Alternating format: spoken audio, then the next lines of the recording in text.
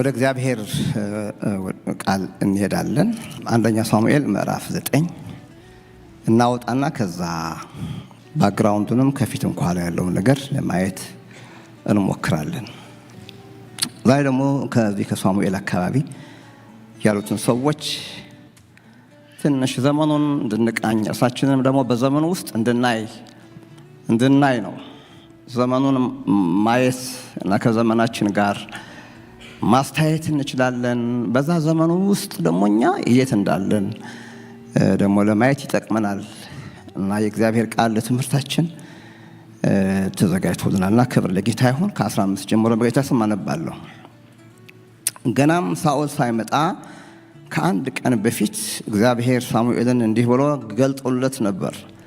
ነገ በዚህ ሰዓት ከብንያም አገር አንድ ሰው እሰድልሃለሁ። ልቅሷቸው ወደ እኔ የደረሰ ሕዝቤን ተመልክቻለሁና ለሕዝቤ ለእስራኤል አለቃ ይሆን ዘንድ ትቀባዋለህ። ዓላማውም ደግሞ የቅባቱ ዓላማ ከፍልስጤማውያንም እጅ ሕዝቤን ያድናል። ለዚህ ዓላማ ትቀባልኛለህ፣ ያድናቸዋል። ሳሙኤልን ሳኦልን ባየ ጊዜ እግዚአብሔር ያ የነገርኩ ሰው እነሆ እርሱ በሕዝቤ ላይ ይሰለጥናል አለው። ሳኦልም በበሩ ወደ ሳሙኤል ቀርቦ የባለ ራእዩ ቤት ወዴት እንደሆነ እባክህ ንገረኝ አለው። ሳሙኤልን ማለት ነው። ሳሙኤልም መልሶ ሳኦልን ባለ ራእዩ እኔ ነኝ። ዛሬም ከእኔ ጋር ትበላላችሁና በፊቴ ወደ ኮረብታው መስገጃ ውጡ። ነገም አሰናብትሃለሁ፣ በልብህም ያለውን ሁሉ እነግርሃለሁ። ከ3 ቀንም በፊት የጠፉ አህዮችህ ተገኝተዋልና ልብህን አጣልባቸው። የእስራኤል ምኞት ለማን ነው? የእስራኤል ደስታ፣ የእስራኤል ዲዛይር ለማን ነው? ለአንተና ለቤትህ ለአባቴ ቤት አይደለምን? ወይንም ደግሞ ለአንተና ለአባቴ ቤት ሆኗል አለው። ሳኦልም መልሶ እኔ ከእስራኤል ነገዶች ከሚያንስ ወገን የሆንኩ ብንያማዊ አይደለሁምን? ወገኔስ ከብንያም ነገድ ወገኖች ሁሉ የሚያንስ አይደለምን? እንዲህስ ያለውን ነገር ለምን ነገርከኝ አለው እያለ ይቀጥላል ማለት ነው። እና ሁላችን ስለ ሳኦል እንደምናውቅ ሳያስበው ነው ንጉሥ የሚሆነው። በዚህ ስፍራ ላይ እግዚአብሔር መቼም እግዚአብሔር የሚሰራበት መንገድ በጣም ብዙ ነው እና የቤታቸው አህያ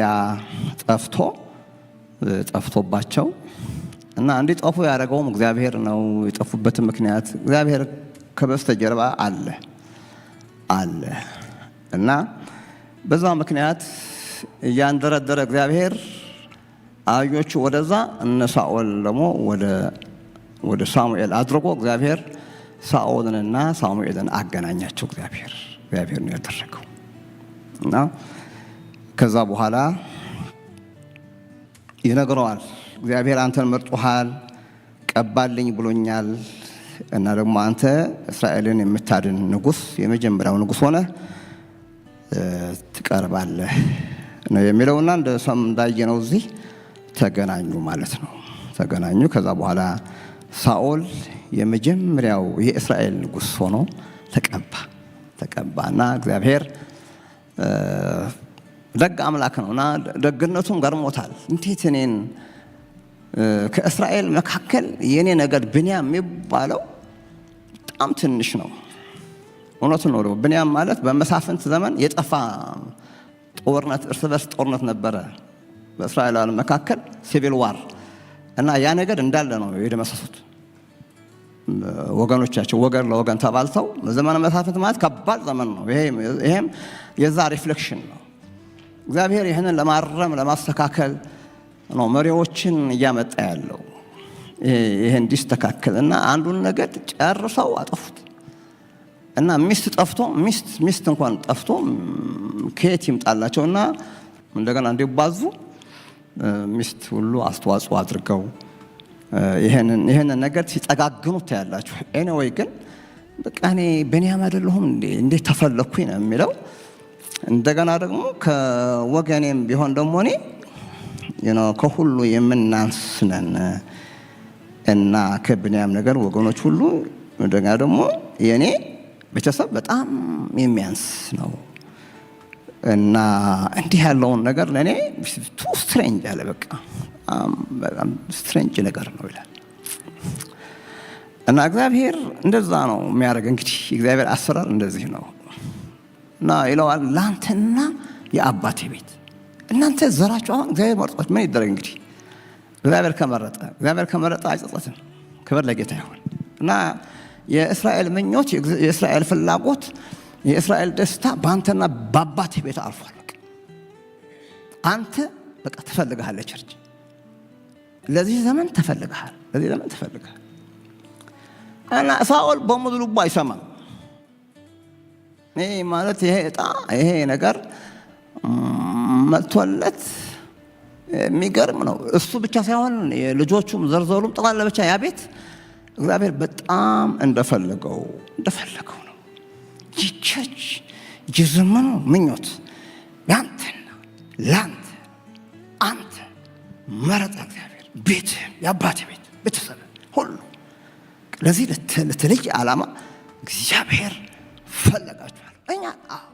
እና አሁን ጊዜ ደግሞ ሳኦል እዛ አጠገቡ ሳሙኤል አጠገቡ ሆኖ የሚነግረው ይሄ ነውና እባክህን ይሄን ነገር በደንብ በልበ ስማ ነው የሚለው። እና ያው ሌላ ጊዜ እንመጣበታለን። ግን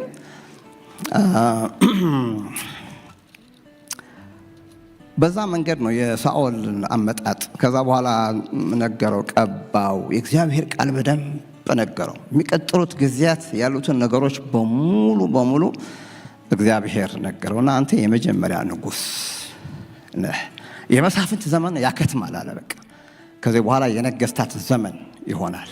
በቤተሰብም እያለ እግዚአብሔር አንተም አባትህ ከዛ ልጅ ካለህ ልጅህ እያለ ምናምን ዮናታን ነበር እንዲያው ከሱ ቀጥሎ መሆን የነበረበት እና ከዮናታን ቀጥሎ ደግሞ እንዲያ ልጆች እያለ እግዚአብሔር አንተን መርጦሃል፣ አንተን ወዶሃል ነው የሚለው። ከየትምና በቃ እንደዛ ነው ይላል። እና ለሳኦል ብዙ ገና ጆሮቹ ያልተከፈቱ ሰው ስለሆነ የእግዚአብሔር ነገር መስማት ስለማይችል አህያ አሳቦ ነው እግዚአብሔር የሚያመጣው።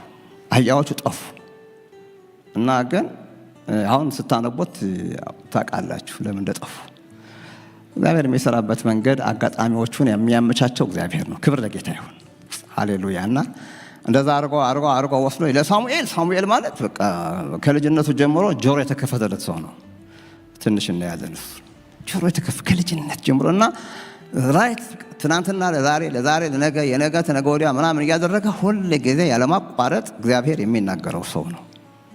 እና ለሱ በቀጥታ አንድ ሰው ይመጣል፣ እንደዚህ ነው እና እንዲህ በለው እያለ እግዚአብሔር ሁሉ ጊዜ ለእግዚአብሔር ድምፅ ጆሮ የተከፈተ እግዚአብሔር የሚሰማ ሰው ነበር።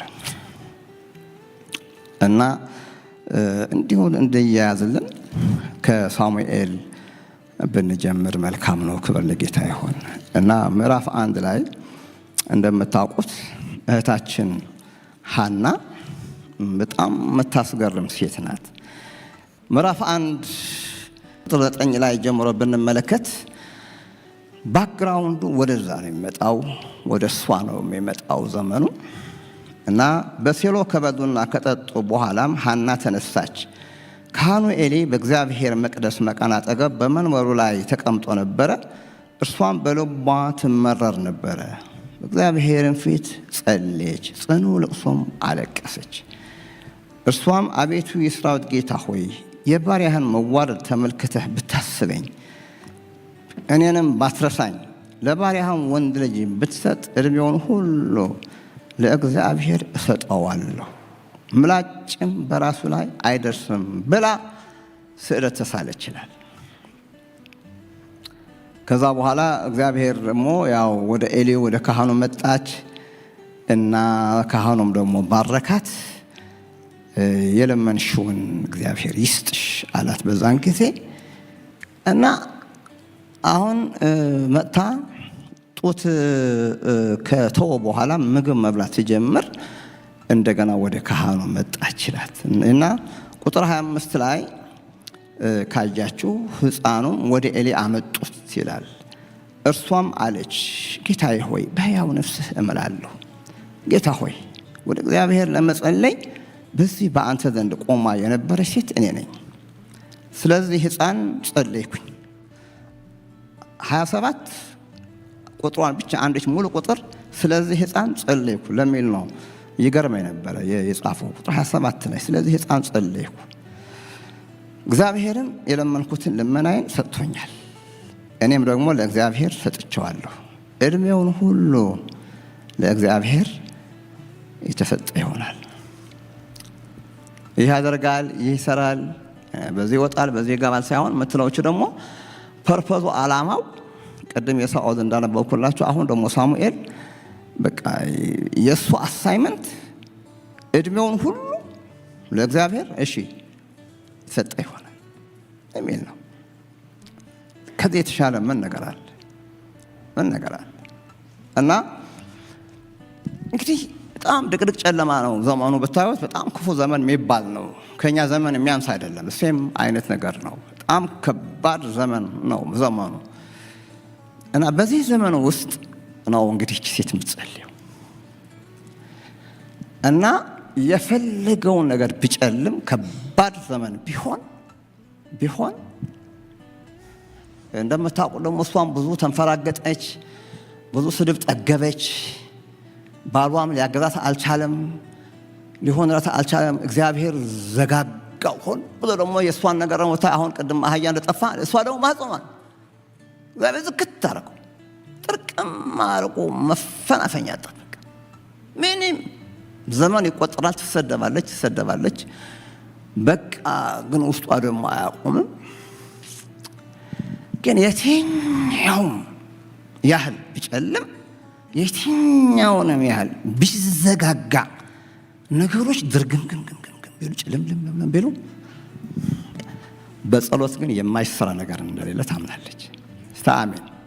እናንተ ልጆች ሆናችሁ እናንተ እህቶቼ በተለይ እና እቺ ሴት ጸሎት የሚባል ነገር የተዘጋጋ የተቆላለፈ ጥርቅም ብሎ የተዘጋ ያለቀለት ነገር እና ደግሞ የትኛውንም ዘመኑ ክፉ ጨለማም ቢሆን እቺ ሴት ውስጥ የምናየውና እግዚአብሔር ያከበረው ነገር በጸሎት የማይፈታ ነገር የለም። እስቲ አስምሩበት። አሜን ብላችሁ አስምሩበት። ይሄ ነው የምትለው። ይሄ ወሳኝ ነገር ነው።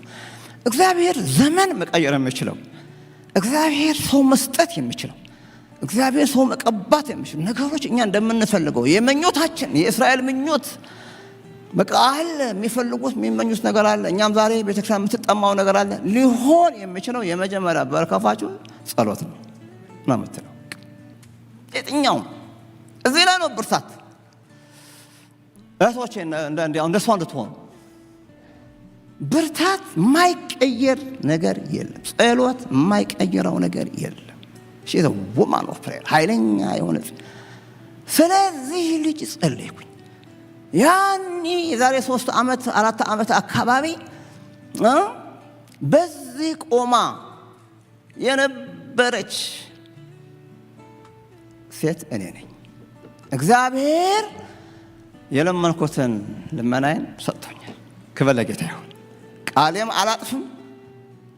አሁን ደግሞ ይዤው መጥቻለሁ እና ምንድነው የምትለው? በቃ ይሄ ልጅ በዘመኑ ሁሉ በእድሜው ዘመን ሁሉ ለእግዚአብሔር የተሰጠ ይሆናል። ከዚህ የሚበልጥ ሌላ ዓላማ የለም። እናንተ ጋር እግዚአብሔር የሚፈልገው ነገር በሙሉ የሚሆነው ይህም ሰው ደግሞ እስከ መጨረሻ እስከ ሞቱ ድረስ በቃችን ሲያደርግ ነው። አልወጣ አልገባ ወዲያ ሳይል በእድሜው ዘመን ሁሉ ማይቲ ማን ኦፍ ጋድ ስሙ ራሱ ቀጽሉ የእግዚአብሔር ሰው እየተባለ የእግዚአብሔር ሰው እንደሆነ ከልጅነት ሰው እውቀት ጨረሰ። because of his woman። ክብር ለጌታ ይሁን። አሜን ትላላችሁ። ዘመን ቀያሪ ሰዎች የሚነሱት ከዚህ የተነሳ ነው። ከዛ ምላጭ በራሱ ላይ እንኳን አለች። በቃ በዛ ላይ በሳምሶን ያጣነው ነገር አሁን በዚህ ታመጣዋለች። በምንም ነገር በሱ ላይ በአካሉ ላይ በመንፈሱ ላይ በስጋው ላይ ምንም አመነ ጌታን ተቀበለ ተብሎ እስኪጨርስ ድረስ አንዳች ነገር በህይወቱ አይሆንም አለች። ክብር ለኢየሱስ ይሁን። እግዚአብሔር ደግሞ የለመንኩትን ልመናዬን ምን አድርጎልኛል? ሰጥቶኛል አለች። ክብር ለጌታ ይሁን። እግዚአብሔር በቃ እኔ አሁን ይህን ስናነበብ የማየው ነገር በሙሉ በቃ እግዚአብሔር የሚያስደስተው ነገር እኛ ለእግዚአብሔር መለየታችን ነው። እግዚአብሔር መለየታችን ነው ወገኖች። በእድሜያችን ዘመን ሁሉ በቀረን ዘመን መጽሐፍ ቅዱሳችን ጴጥሮስም የሚናገረው በቀረላችሁ ዘመን ሁሉ እንደ እግዚአብሔር ፈቃድ እንድትኖሩ ነው ይላል። እንደ እግዚአብሔር ፈቃድ ከዚህ በኋላ ያለውን ዘመናችን ሁሉ እንኳን ዝናደርግ እግዚአብሔር ሰው በሚለይበት መለየት እጅግ ደስ ይላል። ከዛ ምዕራፍ 2 ላይ በቃ ሐና አልተቻለች፣ የምስጋና ጎርፍ ነው የምታጎርፈው በትንቢት መልክ። ሐናም ስትጸልይ ደግሞ ከዛ ልጁን ሰጥታ ትለዋለች። በቃ ትለዋለች ልቤ በእግዚአብሔር ጸና እያለች የምትናገረው ነገር ታውቁታላችሁ። ወደዛም አልሄድም እና በቃ እግዚአብሔር ምን አይነት አስገራሚ አምላክ እንደሆነ ትናገራለች ማለት ነው። ከዛ በኋላ የእግዚአብሔር ቃል የሚለን ምንድነው?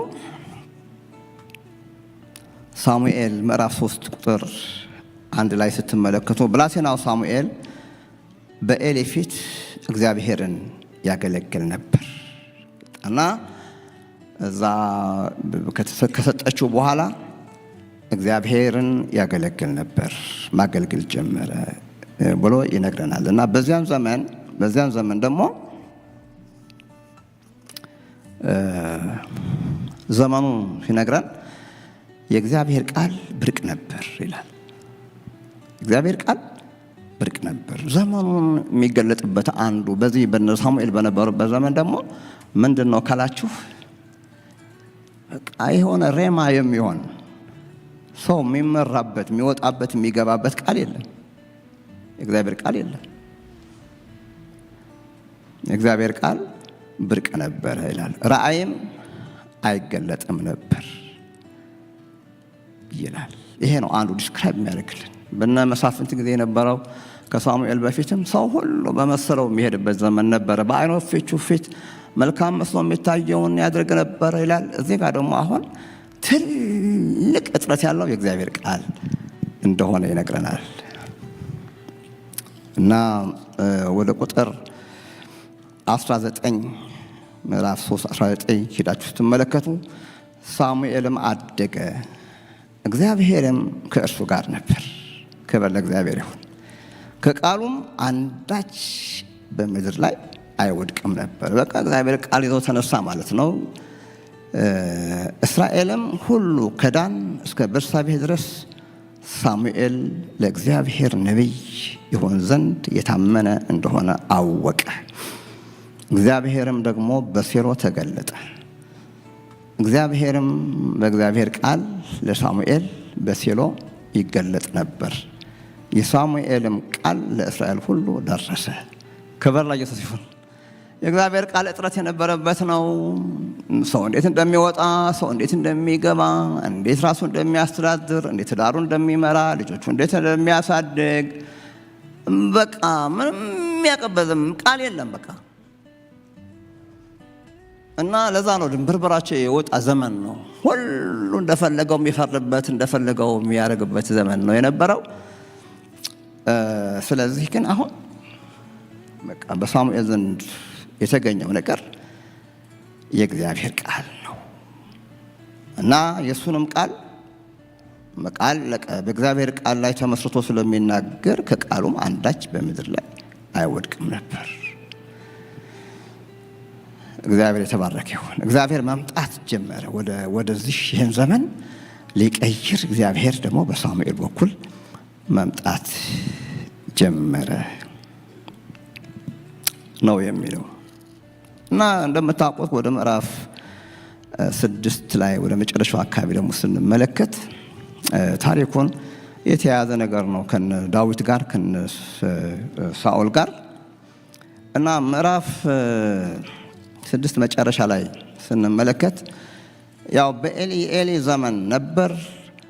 ከዛ የሳሙኤል ዘመን መጣ። ከሳሙኤል ደግሞ ሳኦል፣ ከዛ ዳዊት እያለ ነው የቀጠለው። እና እንደምታስታውሱት የእስራኤል ታቦት ተማርካ ፍልስጤም ሀገር ነበረች። ፍልስጤም ጋር ሄደችና እዛም ደግሞ በቃ ፈጀቻቸው በተለያየ መቅሰፍት። በቃ የመታቻቸው ፍልስጤሞች ጋር ሊያድር አልቻለም የእግዚአብሔር ታቦትና ከዛ በኋላ ውሰዱት አሉ። በቃ ውሰዱት፣ እኛ እንፈልገውም፣ እንዴት እንደምናደርግ አናውቅም በሚል መልሱት።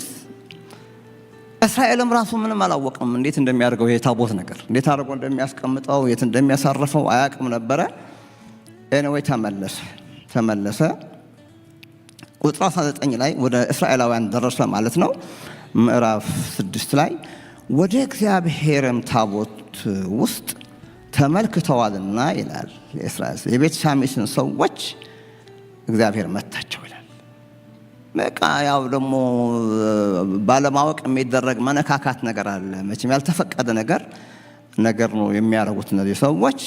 ወደ እግዚአብሔር ታቦት ውስጥ ተመልክተዋልና የቤት ሳሚስን ሰዎች መታ። በሕዝቡም ከ5000 ሰው 70 ሰዎችን መታ እግዚአብሔር ይላል። 70 ሰዎች እዚያ ተረፈረፉ ማለት ነው በሚያሳዝን መልኩ። እግዚአብሔርም ሕዝቡን በታላቅ ግዳይ ስለመታ ሕዝቡ አለቀሰ ይላል። በጣም አዘነ፣ ሕዝቡ አለቀሰ። የቤት ሳሚስም ሰዎች በዚህ በቅዱስ አምላክ በእግዚአብሔር ፊት መቆም ማን ይችላል? ይህ ትልቅ ጥያቄ ነው የጠየቁት። እንዲህ እንደዚህ 70 ሰው ምናምን በቃ ብለው አዝኗል ማለት ስላዩ፣ ስዳሰሱ፣ ስለተመለከቱ እዛ አካባቢ ያለው የታቦቱ ነገር በክብር በካህናቱ መሆን የሚገባውን ነገር ባልሆነ ሁኔታ ብቻ ይሄ ታቦት በነበረበት አካባቢ የሚደረጉ ነገሮች በስርዓት ካልተያዙ በጣም ከባድ ዳሜጅ ነበር የሚያመጡት። እነዚህን ሰዎች ምን ይላሉ?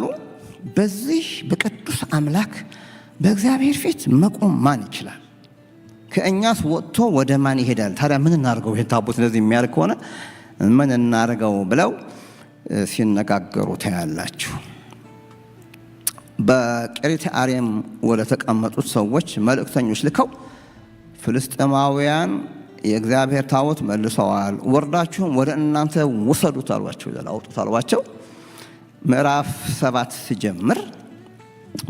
ሲጀምር የቂርያትይዓሪም ሰዎች መጥተው የእግዚአብሔርን ታቦት አወጡ፣ በኮረብታውም ላይ ወዳለው ወደ አሚናዳብ ቤት አገቡት።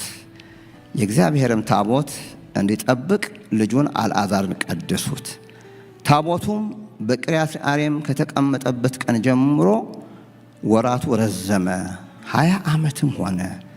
የእስራኤልን ቤት ሁሉ አዝኖ እግዚአብሔርን ተከተለ ይላል። እዚህ ጋር ከዚህ በኋላ ነው ሳሙኤል የሚመጣው እና ታቦቱ በቃ መጨረሻ ላይ አሚናዳብ የሚባለው እዚህ ሰው ቤት ተራራማ ነው የሰውየው ቤት፣ እዛ ተራራ ላይ ወስደው አስቀመጡት። አንድ ሰው ደግሞ አልዓዛር የሚባለውን ያንን እንዲጠብቅ አደረጉ እና እዛ ተቀምጦ ምንም ንቅናቄ የለም፣ ምንም የሆነ ነገር የለም እና ወራቱ ረዘመ ይላል። ጊዜው ረዘመ፣ ወራቱ በጣም ረዘመባቸውና 20 ዓመትም ሆነ። የእስራኤልን ቤት ሁሉ አዝኖ እግዚአብሔርን ተከተለ ይላል። አሁን ሳሙኤል መጣ። ቁጥር 3 ላይ ወንድማችን ሳሙኤል ብቅ አለ እና በጣም አስገራሚ ነገሮች ይሆናሉ። ዋና የሚባሉ ነገሮች ይመጣሉ ከዚህ በኋላ ማለት ነው። እና ምንድነው ማለት ነው ይሄ አዝኖ ተቀመጠ ህዝቡ እና ብዙ ወራት አለፈ የሚለው 20 ዓመት እና በዛ 20 ዓመት ውስጥ ሰዎቹ በቃ ልነግራችሁ አልችልም እና ተመልሰው ሌላ አይነት ልምምድ ውስጥ ገብተዋል ሰዎቹ። ረዘመ፣ ድምፅ የለም፣ ቃል የለም። ታቦቱም በቃ የሆነ ቤቱ አስቀምጠውታልና እንዲህ በሚሆንበት ጊዜ የእግዚአብሔር ሕዝብ እግዚአብሔርን እየረሳ ይመጣል። እግዚአብሔር ክሎዝ ካልሆነ ከኛ ጋር ክሎዝ ካልሆነ እግዚአብሔር አጠገባችን ካልሆነ የምንሰማውና የምናየው ካልሆነ ዌክ ኢን ዌክ አውት ተመሳሳይ የሆነ ነገር እግዚአብሔር የማይናገረን ከሆነ እግዚአብሔር ከኛ ጋር ካልሆነ ሰዎቹ በቃ አብርሃም አባታችን ይላሉ እንጂ ምንም የዛ ህይወት የለም። በቃ በጣም ተበላሸ ዘመኑ። የባሰ በ20 ዓመት ውስጥ ምስቅልቅላቸው እንደወጣ ነው የምንመለከተው። እግዚአብሔር የቅርብ አምላክ ያደርግልን ጌታ ታውቃላችሁ። እና አንዳንድ ጊዜ ራሳችን ነው የሆነ ቦታ እናደርገውና እግዚአብሔር በቃ ከዛ የራሳችን አጀንዳና መንገድ እናደርጋለንና እንደዛ ነው የሆኑት ሰዎቹ። እግዚአብሔር ሕዝብ በዚህም ጊዜ በቀደሙትም ሁኔታዎች ስትመለከቱ አሁን ሙሴ ወደ ተራራው ወጥቶ 40 ቀን ስለቆየ ብቻ የተፈጠረው ነገር ታውቃላችሁ። 40 ቀን ስለራቀ ሙሴ የራቀ ስለመሰላቸው እግዚአብሔር የራቀ ስለመሰላቸው ሲመለስ ሰዎቹ ጥጃ አቁመው በቃ ማለት እኛ አንድ ቻለም ወገኖች። እና በዘመን ርዝማኔ ይሄ እንኳን 20 ዓመት ሆኖታል። በዘመን ርዝማኔ እግዚአብሔር የሚባል አምላክ በመካከላቸው ተረሳ። የእግዚአብሔር አጀንዳ ተረሳ። ሰው ሁሉ ወደ ራሱ አቅጣጫ ይሄዳል። መጸለይ የሚባል የለም፣ ቃል የሚባል የለም፣ ማምለክ የሚባል ነገር የለም። ሲፈልጉ ይመጣሉ፣ ሲፈልጉ ይቀራሉ። እና በቃ እስከ ጌታችን ኢየሱስ ክርስቶስ ዘመን አብርሃም ነው አባታችን ነው ብቻ የሚሉ ሰዎች አብርሃም አባታችን የንስሐ ፍሬ ካላደረጋችሁ ብሎ ዮሐንስ መጥቶ የሚነግራቸው ምን ዋጋ አለው? እግዚአብሔር እኮ ከፈለገ ከነዚህ ድንጋዮች ለራሱ እሺ ልጆች ሊያዘጋጅለት ይችላል። ዘመን እንደዚህ ሆነ ታውቃላችሁ። እና ዮሐንስ ሲሰብክ ነው የሚናገረው። ኢያሱ ሲሰብክ እንዴ ምን ነካችሁ እናንተ ሰዎች ምን ነካችሁ? እሺ እኔ እና ቤቴ ግን እግዚአብሔርን እናንተ የምታመልኩትን እወቁ፣ እናንተ የምታመልኩትን እወቁ።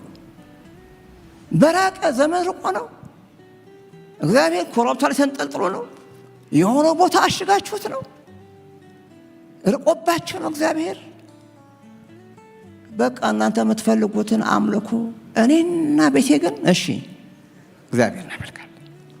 ዮሐንስ መጥምቁ እንደዛ ነው። እናንተ ሰዎች ማለት እግዚአብሔር እሱ እግዚአብሔር መሆኑን የሚታወቅበት ነገር ይኖር እንጂ አብርሃም አባት አለን፣ እኛ ጴንጤ ነን፣ እኛ የጌታ ነን፣ እኛ ቸርች ነን፣ እኛ አገልጋይ ነን፣ እኛ እንደዚህ ነው፣ እኛ እንደዚህ ነበረ፣ ኢትዮጵያ እንደዚህ ነበረ ምናምን የሚሉት ነገር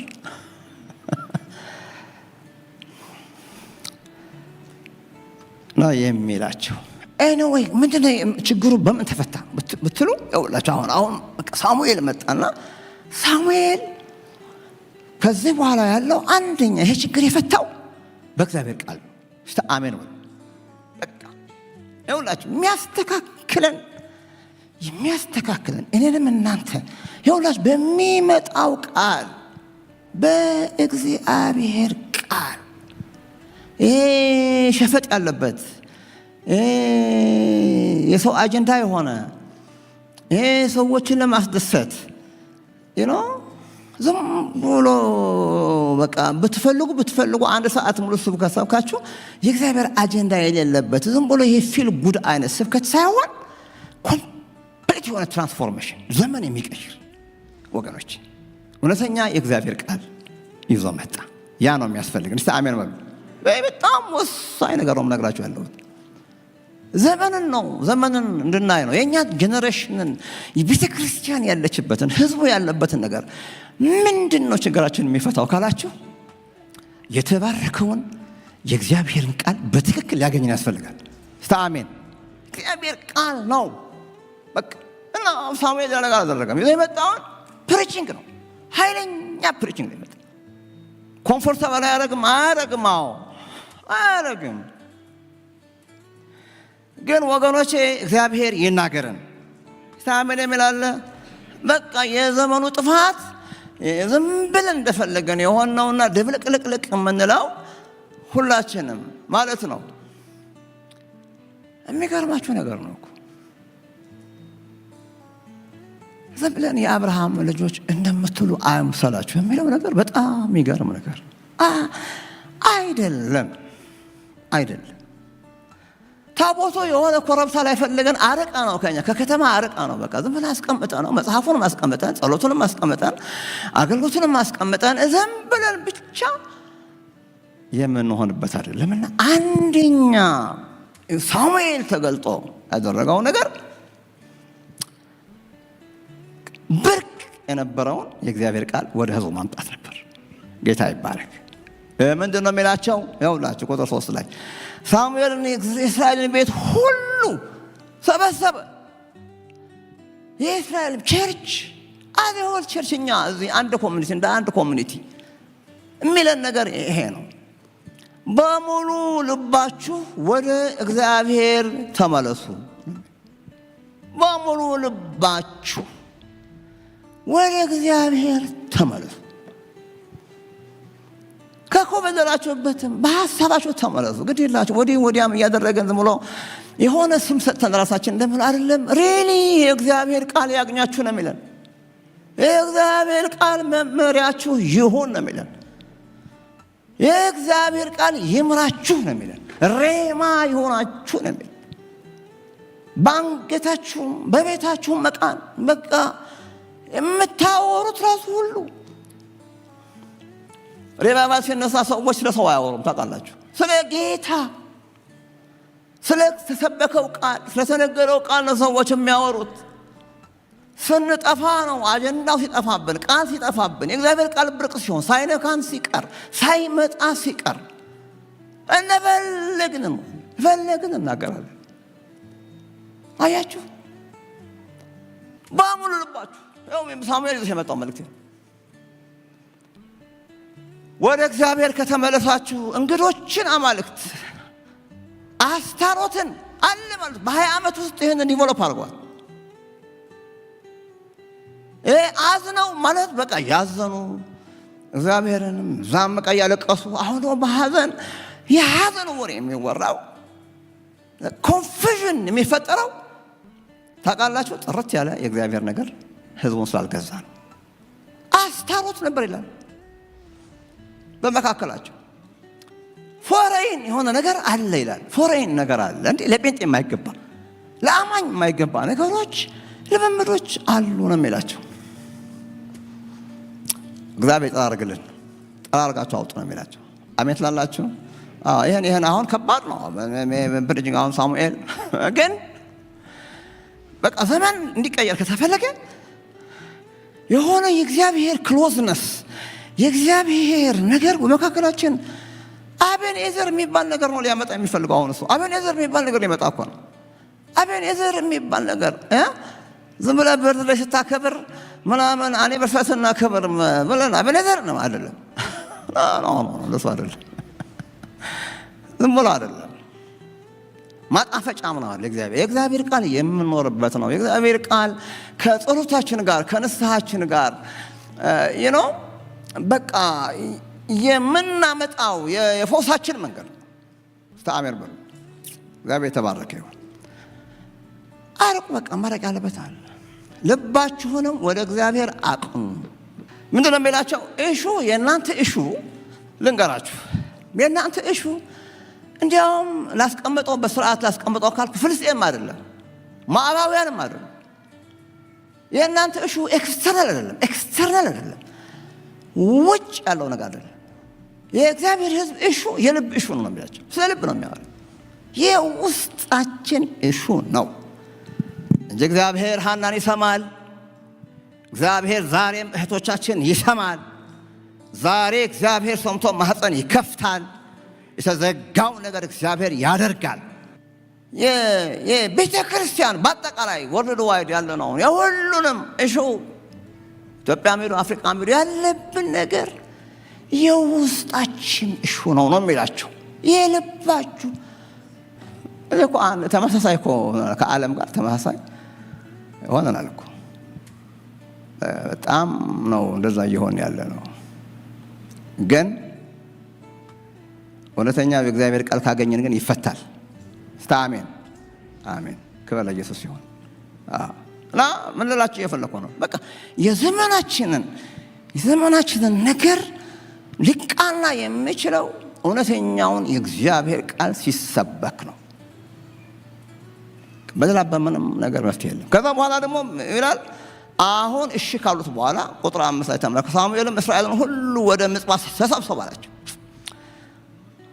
ይሄ ትንሹ ብላቴና የእግዚአብሔር ድምፅ ሲለማመድ የኖረው ብላቴና አሁን መጣና በቃ እንደገና ደግሞ ተሰብስቡ አለ። ምጽፓ ላይ ተሰብስቡ አላቸው። ከዛ በኋላ ስለ እናንተም ወደ እግዚአብሔር እጸልያለሁ አላቸው ይላል። ሁለተኛው እዚህ ላይ ዘመኑን ሊፈታ ዘመኑን ሊቀይር የሚችለው ደግሞ ሌላው ጸሎት። ተሰብሰቡ እንጸልይ አላቸው። እውነተኛ ጸሎት እንጸልይ። ልባችን ወደ እግዚአብሔር እንዲመጣ፣ እግዚአብሔር እንዲቀበለን፣ እግዚአብሔር እንዲምረን፣ እግዚአብሔር ዘመናችን እንዲቀይረው። አሁን ስለ ጀነሬሽን ስለ ዘመን ነው የሚያወራ። ከዚህ ከዘመነ መሳፍንት ወደ ዘመን እግዚአብሔር እንድንመጣ እግዚአብሔር እጸልይላችሁ አላቸው። የጸሎት ኃይል ይነግራቸዋል። ወደ ምጽጳም ተሰበሰቡ፣ ውሃም ቀድተው በእግዚአብሔር ፊት አፈሰሱ። ለምን እንደሆነ አላውቅም፣ የሥርዓት ምን እንደሆነ በቃ ብቻ የሆነ ሲምቦል ማድረግ ነበረባቸው ይመስለኛል።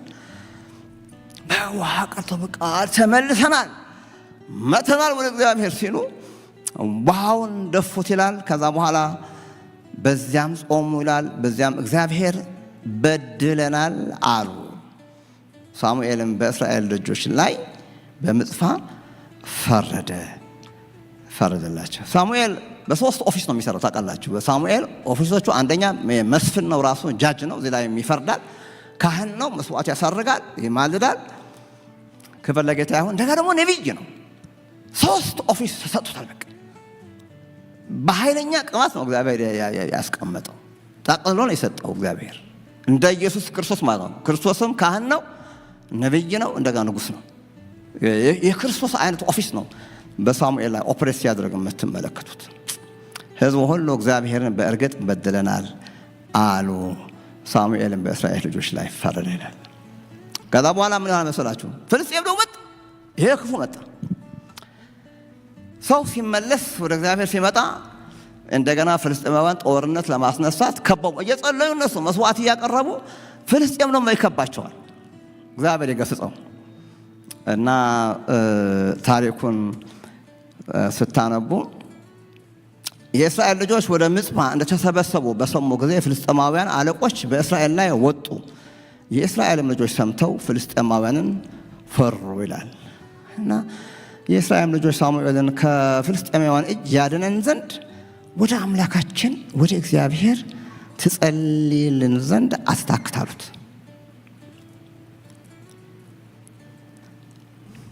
በቃ አሁን ፍልስጤማውያን መጥቶብናል፣ ምን እንደምናደርግ አናውቅም፣ ግን አንተ ጸልይልን ነው የሚሉት። እንደ መጸለይ አታውቁም ነው የሚሉት። ሳሙኤልም አንድ የሚጠባ የበግ ጠቦት ወሰደ፣ ለእግዚአብሔር ፈጽሞ የሚቃጠል መስዋዕት አድርጎ አቀረበው። ሳሙኤልም ስለ እስራኤል ወደ እግዚአብሔር ጮኸ። ክብር ለጌታ ይሁን። በደላቸውን ካስተሰረየላቸው በኋላ አሁን ደግሞ ለሚገጥማቸው ፈተና ሲጸልይ ነው የምናየው። እግዚአብሔርም ሰማው ይላል። እግዚአብሔር ይሰማል። እግዚአብሔር ምን አደረገው? ሰማው። ክብር ለስሙ ይሁን። ከዛ በኋላ ምን አደረገ እግዚአብሔር? ሳሙኤልም የሚቃጠል መስዋዕት ሲያሳርግ ፍልስጤማውያንን ከእስራኤል ጋር ሊዋጉ ቀረቡ ይላል። እግዚአብሔርም በዛች ቀን በፍልስጤማውያንም ላይ ታላቅ ነጎድጓድ አንጎደጎደ፣ አስደነገጣቸው። በእስራኤልም ፊት ድል ተመቱ። የእስራኤልም ሰዎች ከምጽጳ ወጡ፣ ፍልስጤማውያንንም አሳደዱ፣ በቤት ካርም ታችም እስኪደርሱ ድረስ መቷቸው። ይሄ ታሪክ በጣም ወሳኝ ነገር ነው። ይሄ ለእግዚአብሔር በጣም ወሳኝ ጊዜ ነው። ለራሱ ለእግዚአብሔር አደረኩ የሚለው እግዚአብሔር ይህንን ነገር ለሱ ትልቅ ድል ነው። ለእግዚአብሔር እግዚአብሔር ሰዎች ጋር መጥቶ ሲዋጋ ይሄ ለእግዚአብሔር ዋና ነገር ነው። ዋና ነገር ነው ለእግዚአብሔር። በቃ መታቸው በታላቅ ነጎድጓድ ፍልስጤማውያን በተነ ይላል። ቁጥር 12 ላይ ሳሙኤልም አንድ ድንጋይ ወስዶ በምጽጳ በሽን መካከል አኖረው። ስሙንም ሁላችን እንደምናውቀው እስከ አሁን ድረስ እግዚአብሔር ረድቶናል። ማን ረድቶናል? እግዚአብሔር ረድቶናል ሲል አቤንኤዘር ብሎ ጠራው ይላል። ክብር ለኢየሱስ ይሁን። አንድ ሳኦል የጠፋበት ምክንያት ሳኦል ደግሞ የራሱን ሐውልት ነው ያቆመው። በስማ በጣም ይገርም እኮ ነው። አጋግ ምናምን ማረከ ምናምን ብሎ የሆነ ነገር አረኩ ብሎ እሱ ደግሞ ሄዶ ቀርሜሎስ ተራራ ላይ ወጥቶ ጉብ አደረገ። እግዚአብሔር የሚባል ስም እንኳን የለበትም። የራሱን ጎብ አደረገ። አንዳንድ ሰው ነው እኛ አሁን ዘመኑ ከባድ የሆነው ለዚህ እኮ ነው።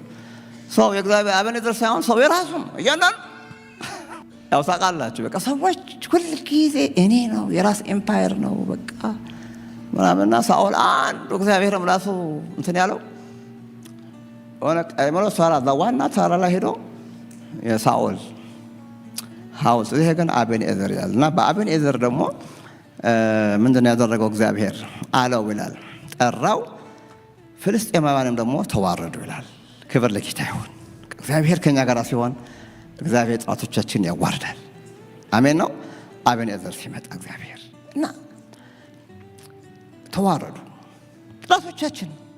በቢዝነስ የሚዋጋ ቢሆን፣ በትዳር የሚዋጋ ቢሆን፣ በልጆች የሚዋጋ ቢሆን እግዚአብሔር አቤኔዘር ሲሆን፣ እግዚአብሔር ሲመጣ፣ እግዚአብሔር ሲዋጋ፣ እግዚአብሔር በልመና በጸሎት ሲገኝልን በቃ እግዚአብሔር በቤታችን አቤኔዘር ነው የሚያደርገው።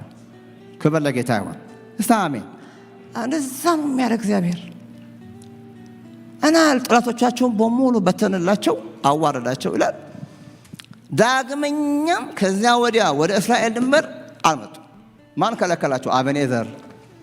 እግዚአብሔር አቤኔዘር ሆነ። ሁለተኛ እንዲህ አይነት ችግር በቤታቸውና በሕይወታቸው እንዳይሆን አደረገላቸው እና ከዚያ ወዲያ ወደ እስራኤል ድንበር ማን ያደርሳችኋል? እግዚአብሔር አጥር ከሆነ ማን ያደርሳችኋል? እግዚአብሔር ከኛ ጋር ከሆነ ማን ያደርሳችኋል? ክብር ለኢየሱስ ይሁን እና ምን ይላል? ወደ ድንበር አልመጡም። በሳሙኤል ዕድሜ ሁሉ የእግዚአብሔር እጅ በፍልስጤማውያን ላይ ነበረች።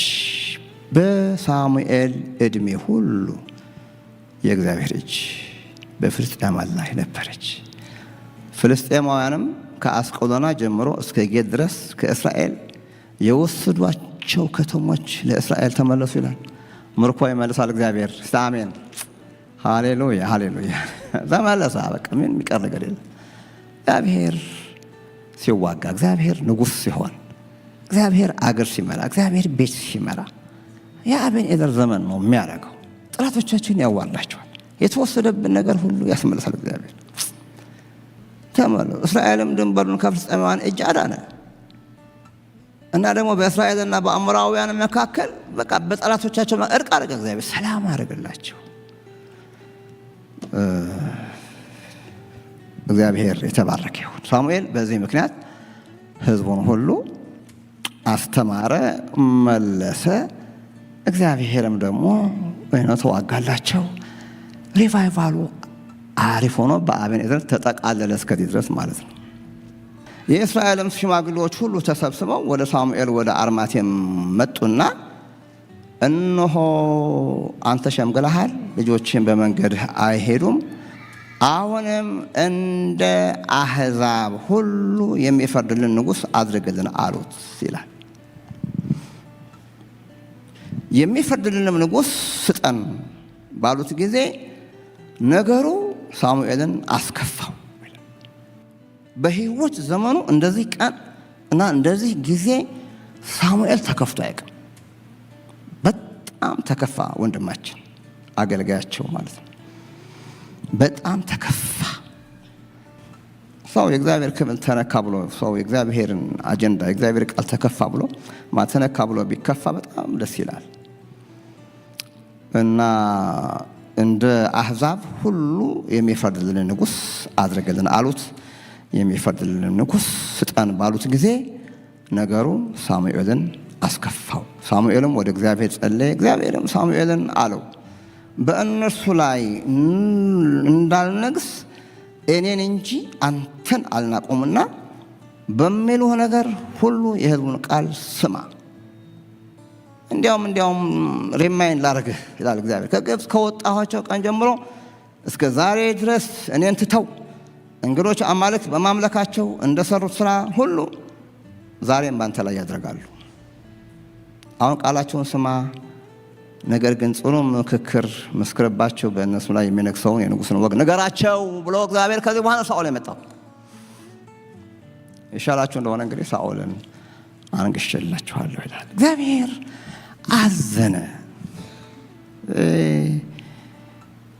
አሁን ምዕራፍ 7 ላይ እንደዛ አድርጎ እግዚአብሔር አበኔዘር አድርጎ እግዚአብሔር ተዋግቶ እግዚአብሔር ሁሉን ነገር እያደረገ እየተገኘ እግዚአብሔር እየመራ እያበላ እያጠጣ እግዚአብሔር ድንበር አስከባሪ ድንበር እያስከበረ አጥር እያጠረ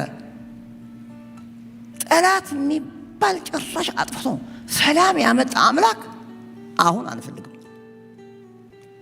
ግን እነሱ ብቻ እንዳይመስላችሁ እኛም ዘመን ላይ ያለ ነገር ነው። አቲቲዩዳችን በቃ እንደዛ ሊሆን ይችላል። እና ሳሙኤል በጣም ከፋው። እንደ አሕዛብ በቃ ይሄ እንትን ሆነባቸው እና እግዚአብሔር ደግሞ የወሰደው ምንድነው? በቃ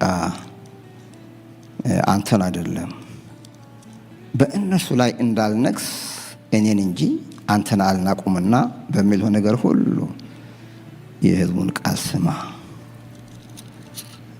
እና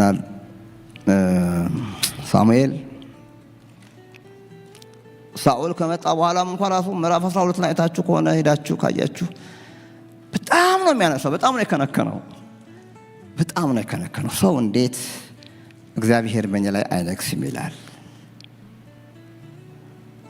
ምዕራፍ 12 ቁጥር 11 ላይ እግዚአብሔር ጌዴዎንን ባርቅንም ዮፍታሔንም ሳሙኤልን እኔንም ላከላችሁ፣ በዙሪያችሁም ካሉት ከጠላቶቻችሁ እጅ አዳናችሁ። እግዚአብሔር ተዘለላችሁም ተቀመጣችሁ።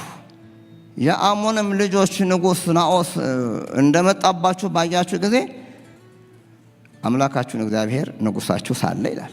አምላካችሁ እግዚአብሔር ንጉሥ ባለበት ጊዜ እሱ ሲመራችሁ በነበረ ጊዜ ኮምፕሊት ለሱ ሳረንደር ያደረጋችሁበት ጊዜ በነበረ ጊዜ እንዲህ አይሁን።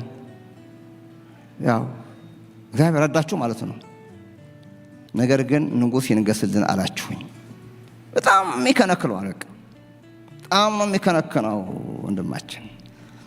እና አሁንም የመረጣችሁትንና የፈለጋችሁትን ንጉሥ እዩ፣ እነሆም እግዚአብሔር ንጉሥ አደረገላችሁ።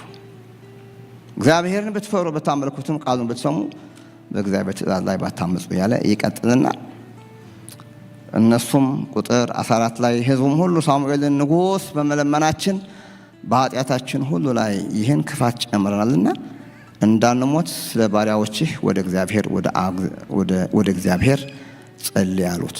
ሳሙኤልም ሕዝቡን አለ፣ አትፍሩ፣ በእውነት ይህን ክፋት ሁሉ አደረጋችሁ። ነገር ግን እግዚአብሔር በፍጹም ልባችሁ አምልኩት እንጂ እግዚአብሔርን ከመከተል ፈቀቅ አትበሉ። ግን እግዚአብሔር መከተል ባትችሉ ክፉ ነገር ብትሰሩ እናንተም ንጉሳችሁም ጠፋላችሁ ይላቸዋልና ተመልሶ ደግሞ እንደገና እንደምታዩት ሰዎች ሌላ ንጉሥ ፈልገው እግዚአብሔርም ከሕይወታቸውና ከኑሯቸው እንዳወጡት ደግሞ እንመለከታለን። እግዚአብሔር ብቻውን ንጉሥ ነው። አሜን። እግዚአብሔር ንጉሥ ነው። ኢየሱስ ጌታ ነው ማለት አሁን ዝም ብሎ መፈክር አይደለም። የእውነት ኢየሱስ ክርስቶስ በሁሉ ነገራችን ላይ መንገስ ቢፈልግ ጌታ ነው። ክብር ለጌታ ይሁን። ሳኦል መጣና ሳኦል በመጣ ጊዜ ከዛ በኋላ ነው ይሄ እነሱ በጠየቁት መሰረት ነው አሁን ወንድማችን ሳኦል እንደዛ አድርጎ አህያ ጠፍቶ ምናምን ተብሎ እግዚአብሔር ወደ ሳሙኤል አገናኘው። ከዛ በኋላ ተቀባ። ከዚህ በኋላ ያለው ደግሞ የሳኦል ዘመን ሆኖ ታዩታላችሁ። እግዚአብሔርን አልፈልግም ስላሉ፣ እግዚአብሔር ንጉሳችን አይሆንም ስላሉ ወገኖቼ ታውቃላችሁ፣ አሁን ያለው ትልቅ ችግር ያለው ምንድነው? የሊደርሺፕ ተብሎ ብዙ ነው የሚባለው ክራይሲስ ነው። አሜሪካም ሊደርሺፕ ክራይሲስ አለ፣ አፍሪካም ላይ ኢትዮጵያም ላይ ብዙ የምናየው ነገር አመራር ነገር ነው። ከቀበሌ ጀምሮ እስከ አሜሪካ ድረስ ጀምሮ አውሮፓም አሁን እንግሊዞች እንኳን አሁን በቃ 10 ጊዜ ነው ፕራይም ሚኒስተር የሚቀያየሩት። አሁን ደግሞ ብድቅ ብሎ አሁን ሰሞኑን ሰውየው ሪዛይን አደረገ። ብሪቲሽ የሚያክል ትልቅ ሀገር ማለት ነው።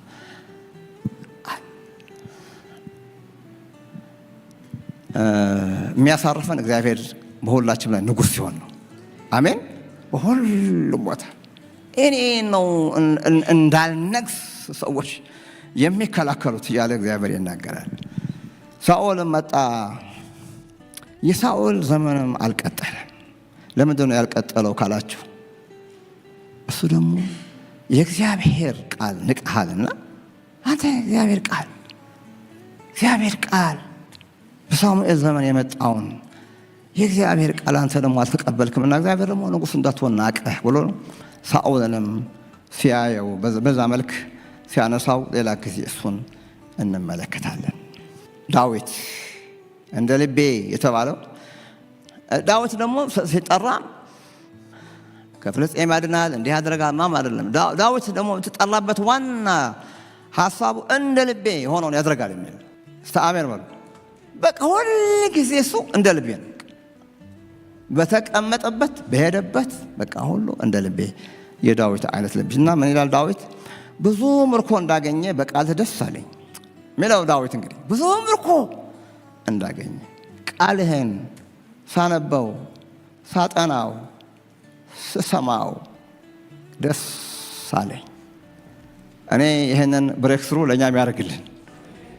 ብዙ ምርኮ እንዳገኘ ጥሬ ስጋ በዚህ ለመመገብ በቃ ምን ወዳቸው ክትፎ ምናምን ልክ በቃ እኮ ነው ደስ አለኝ። መዝሙር 19 ደግሞ ምን ይላል? ከወርቅና ከክቡር ዕንቁ ይልቅ ይወደዳል ምን ቃልህ ከወርቅ ከክቡር ዕንቁ ይልቅ። ምክንያቱ ትርምሱ የምታዩት እዚህ ነው። በረከቱም ያለው እዛ ጋር እግዚአብሔር ቃል ጋር እኮ ያለው እግዚአብሔር በመስማት ላይ ነው ያለው። ሳሙኤል እግዚአብሔር ይሰማል፣ ሳኦል እግዚአብሔርን አይሰማም፣ ሕዝቡ እግዚአብሔርን አይሰማም። ዳዊት ግን እግዚአብሔርን እና የእግዚአብሔር ቃል ይወዳል። ከወርቅና ከክቡር ዕንቁ ይልቅ ይወደዳል፣ ከማርና ከማር ወለላ እሺ ንገሩኛ እናንተ ይጣፍጣችኋል የእግዚአብሔር ቃል።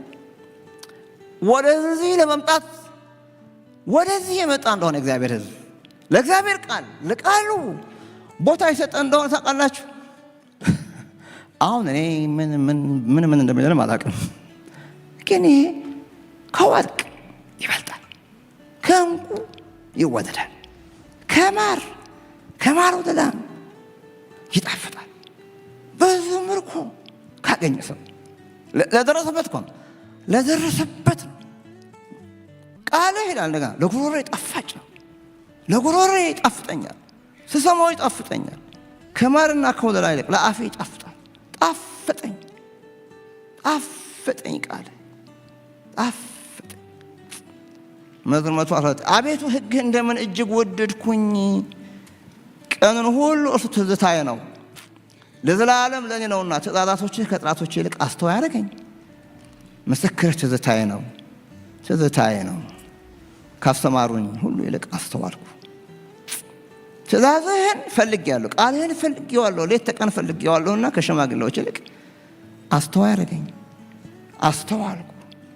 ቃልህን እጠብቅ ዘንድ ከክፉ መንገድ ሁሉ እግሬን ከለከልኩ። አስተምረኸኛልና ፍርድህ ከኔ አልራቀም። ቃልህ ለጉሮሮዬ ጣፋጭ፣ ከማርና ከወለላ ይልቅ ጣፋጭ። በየጊዜው እኮ ነው የሚቀኘው። መዝሙር 19 ቁጥር 11 አንተ እንዳልበድልህ ቃልህን በልቤ ሰወርኩት። እና እንዳልኳቸው እነ ሳኦል አይሰሙም። ምንም በቃ በግማሽ ነው የሚሰማው። በቃ ዳዊት ኖ በል እንዳልበድልህ አካሄድን አስተውዬ እንዳደርግ የሚረዳኝ ቃልህ ነውና እንዳልበድልህ ቃሌ በውስጤ አለ፣ በልቤ ሰወርኩት፣ በላሁት። የበደል ሁሉ ምንጭ ቃል ባዶ ስማውን ነው። በቃ እግዚአብሔር ቃል ይመልሳል፣ ነፍስን ይመልሳል። እግዚአብሔር ቃል መስማት መማር።